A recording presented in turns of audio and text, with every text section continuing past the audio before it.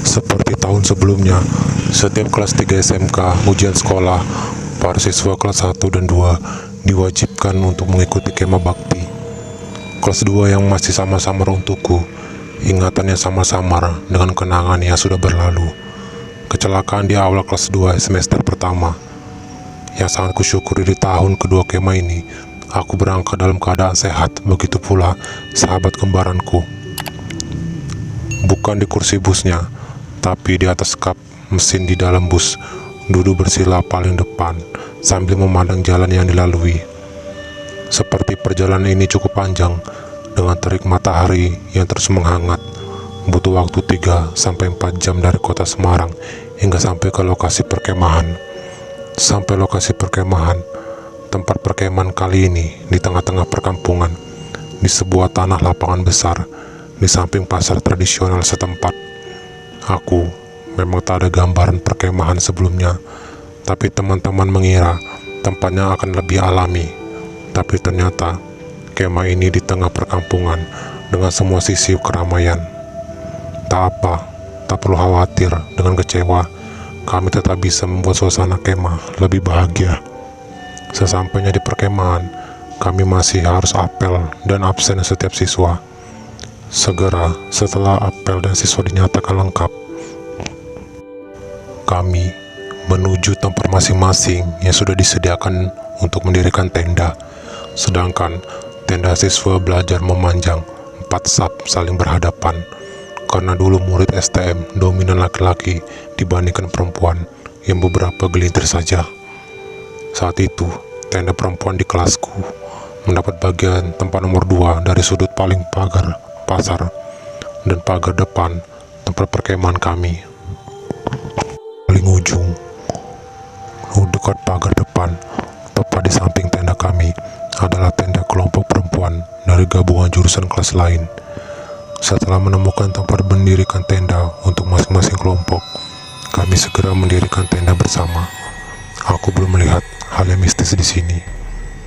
Hanya ada satu batu bulat yang berlumut bergeletak di sudut pagar bata, batu yang nampak seperti telur. Aku sesaat merasakan ada sesuatu di dalam batu itu, tapi tak kuhiraukan. Biarlah hasil tak mengganggu pikiranku. Kegiatan kemah kami lalui dengan lancar. Setiap malam diadakan pentas seni antar kelas sesuai jadwal tampil yang sudah diatur oleh pembina kemah. Hari pertama ini, kegiatan kami baru membersihkan lingkungan perkemahan. Belum terlalu melelahkan, karena kami sudah menempuh perjalanan. Malam ini, beberapa kelas tampil untuk menunjukkan karya seni yang sudah mereka persiapkan sebelumnya. Mereka membaur seolah mencium hawa yang di antara kami. Entah apa tujuannya, seperti mencari persinggahan yang lengah. Layaknya perempuan berambut panjang dengan tawanya, layaknya lontong terikat terbungkus kain putih dengan wajah yang usil. Alhamdulillah, malam pertama masih aman. Hanya ada kejadian sedih, tapi juga sedikit lucu. Satu adik kelas perempuan kami bisa-bisanya tak dapat tenda. Dia mengatakan tak diterima teman sekelasnya.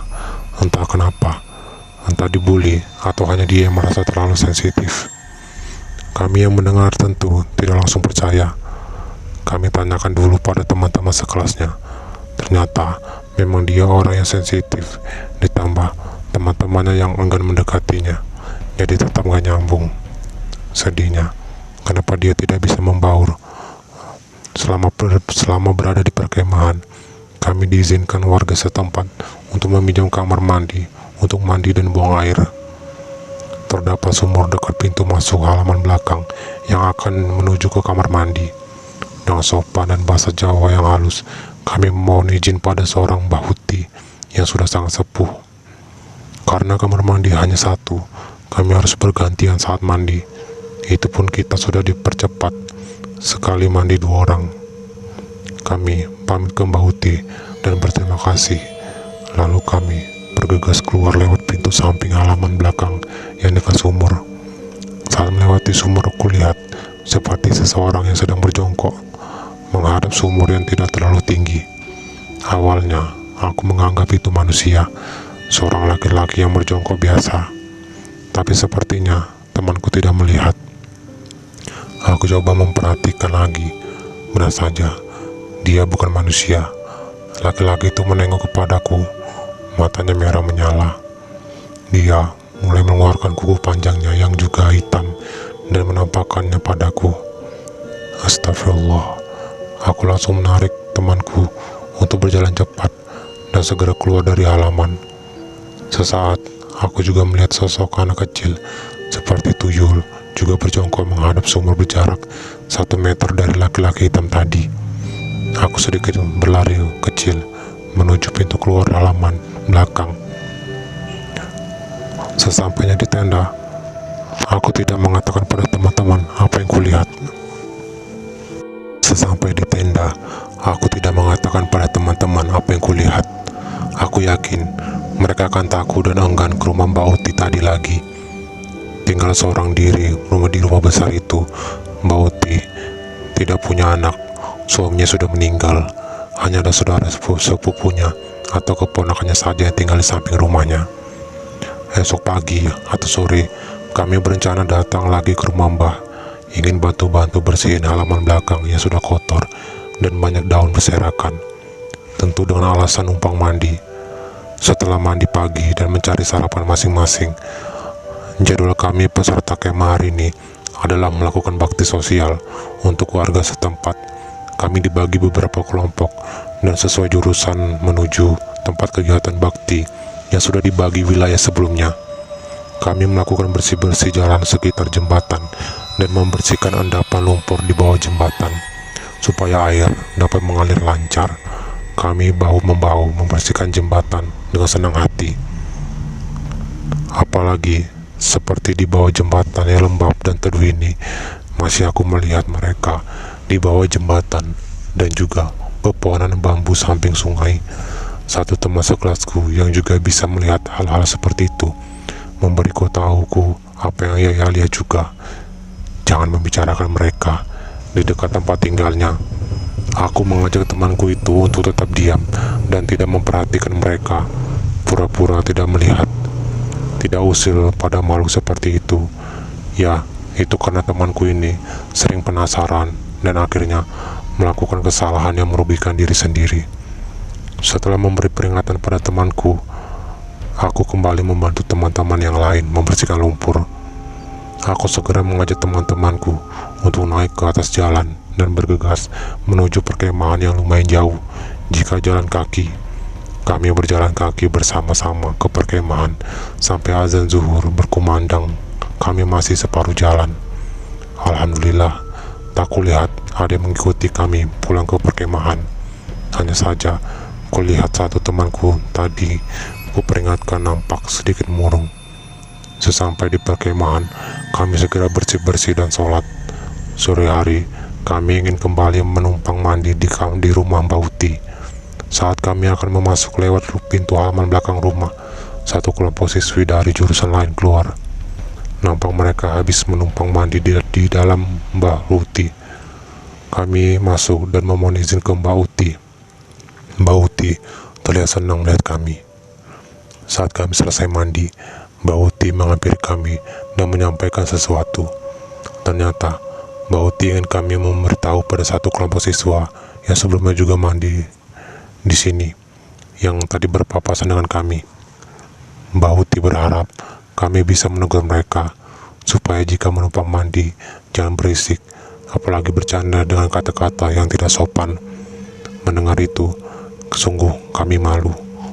Mbah memang sudah sangat tua, pastinya lebih suka suasana yang tenang, ibadah yang tenang. Kami segera memohon maaf pada Mbah Uti. Kami segera berpamitan untuk kembali ke perkemahan.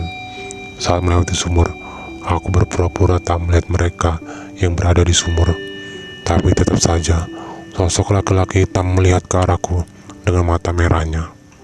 Sesampainya di tenda, temanku yang beda jurusan menghampiri kami. Dia berbicara pada kami kegiatan hari ini. BM mengatakan ada sesuatu di dalam batu itu. Sebenarnya aku melihatnya, bahkan aku melihat sesuatu di batu itu. Namun untuk menenangkan kegelisahan BM, aku hanya memberi spekulasi ilmiah. BM terus bersikeras, dia khawatir akan sesuatu. BM memberitahu aku agar hati-hati dan jangan melamun. Malam ini, kegiatan dilanjutkan pentas seni. Aku masih melihat mereka membaur. Kali ini, ditambah sesosok penari Jawa cantik duduk di pagar. Dia semakin mendekat pada kami. Alhamdulillah, pentas seni berjalan lancar dan akan dilanjutkan malam berikutnya. Beberapa temanku sudah ada yang tertidur, tapi aku, NS, dan SM belum juga mengantuk. Kami masih duduk di depan tenda bertiga, sampai tiba-tiba terdengar suara teriakan yang sangat keras dari tenda sebelah kami yang dekat pagar. Ternyata RN, salah satu kelompok siswi di tenda samping kami, mengalami kerasukan.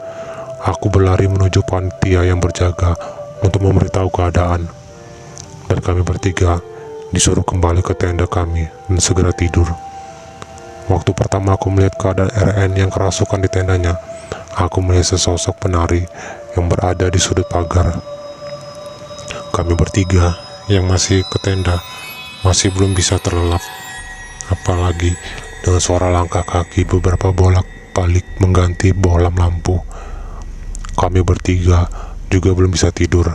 Akhirnya kami meminta izin pada panitia yang terjaga untuk pergi ke kamar mandi sebentar. Aku, NS, dan SM segera beranjak ke kamar mandi milik sekolah dasar di sisi kiri sekolah lapangan kemah. Sampai di SD, sudah disambut Mbah Kunti, cekikikan di pohon beringin dalam sekolah. Kami semua sudah selesai dari kamar mandi dan keluar SD. Sudah ditunggu panitia yang di sampingnya ada sesosok pocong dengan muka seperti hangus dan kulit mengelupas. Sepertinya bocah panitia ini tidak menyadari sesosok di sampingnya. Aku hanya diam dan tersenyum dan mengajak temanku terus berjalan. Tapi kami berhenti di pos ronda warga sebentar. Kami diburu-buru adik kelas panitia yang takut dimarahi pembina, tapi kami tetap stay di situ sampai ada guru pembina yang berkeliling melihat para siswa supaya cepat tidur. Dengan terpaksa, kami kembali ke tenda.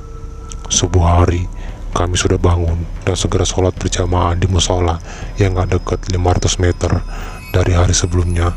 Kami memang sering sholat di musola ini. Pagi hari sebelum kegiatan, aku bersama teman-temanku menumpang mandi di salah satu rumah warga yang tak jauh dari musola. Karena waktu itu Simbauti sudah ada kelompok siswi lain yang numpang mandi. Kami meminta izin kepada seorang bapak di salah satu rumah yang halamannya luas. Ada pohon rambutan yang dirimbun di dekat pintu samping yang menuju kamar mandi. Kami segera bergantian mandi. Melihat kondisi rumah bapak tadi lumayan berdebu dan berantakan, kami sedikit membantu menyapu dan mengepel dan merapikan barang yang berantakan. Di ruangan tengah dekat kamar mandi terlihat foto sebuah keluarga. Tapi anehnya, rumah ini seperti tak dijamah sebuah keluarga. Di rumah bapak ini, aku hanya melihat sesosok perempuan duduk di kursi ruang tamu yang gelap, berbaju merah dan berambut sebahu. Setelah kami semua selesai mandi dan keluar rumah, tampak dua orang ibu-ibu berada di jalan depan rumah bapak, seperti bergunjing sambil menunjuk-nunjuk rumah bapak itu. Kami menyapa kedua ibu tadi, tapi hanya dibalas tatapan yang sinis. Tapi beberapa puluh meter, kami sempat bertemu bapak tadi di jalan. Kami pun berterima kasih. Pagi menjelang siang, kami hanya bersukacita dengan teman sekelas. Satu temanku pun memanjat pohon kelapa dan mengambil beberapa buah kelapa muda. Siang hari, setelah salat zuhur, teman-teman kembali ke tenda dan memasak beberapa mie instan untuk dimakan bersama. Setelah makan, tapi tidak dengan aku dan satu temanku AR, kami menyusuri kebun warga di siang hari. Aku dan AR berjalan menyusuri kebun warga. AR merasa ingin buang air. Kami pun mampir ke rumah salah satu warga di dekat kebun. Aku sedikit berbincang pada ibu pemilik rumah yang usianya 40-50 tahunan. Ibu mengatakan tinggal sama bapak dan bapak saat ini masih di sawah. Aku sempat melihat peliharaan ibu dan bapak, beberapa ekor kelinci yang gemuk, ayam yang lucu-lucu, dan sapi yang cukup besar. Aku sampai takjub melihat sapi itu. Suaranya pun mengagetkan aku dan juga temanku yang masih di kamar mandi. Kami disuruh ibu untuk sholat asar sekalian di rumahnya. Kami menurutinya. Karena ajakan baik ibu, kami segera sholat dipinjami mukena ibu. Selesai sholat, ternyata suami ibu sudah datang dari sawah. Bapak bercerita memiliki satu anak laki-laki yang juga alumni sekolah kami yang bekerja di luar kota. Hanya sesekali pulang. Tak lama, ibu mengeluarkan hidangan makanan. Karena tidak enak, sudah menumpang kamar mandi dan sholat, kami berpamitan ke bapak ibu untuk kembali ke perkemahan. Tapi bapak melarang. Jangan pulang dulu nak, gak baik. Bertamu harus makan dulu.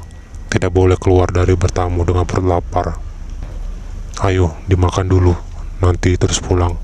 Sudah disiapkan ibu, seadanya kayak gini nak. Dimaafin ya. Ya Allah, bapak ibu malah ngerepoti. Maaf ya pak bu, ini sudah cukup sangat. Alhamdulillah. Ya bu, maaf ya. Sudah, ayo dimakan, keburu sore nanti. Bapak ibu itu senang ada anak-anak di sini. Aku dan Air mengangguk dan menahan air mata. Pasti bapak ibu sangat rindu anaknya yang jauh. Sampai baik sekali memperlakukan kami seperti anak mereka. Selesai makan, sebenarnya kami disuruh mandi sekalian di situ. Tapi karena gak enak, kami putuskan untuk kembali saja.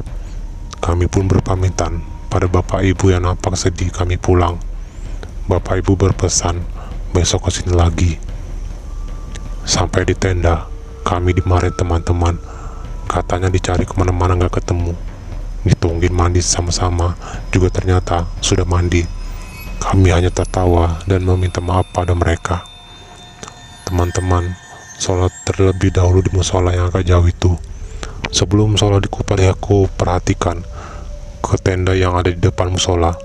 Terisi satu pocong berbaring, tak terlihat wajahnya, hanya diam saja dengan kain kafan yang masih putih bersih. Aku terus memperhatikan sampai masuk ke musola. Tapi pocong itu tak bergerak, tak menampakkan wajahnya.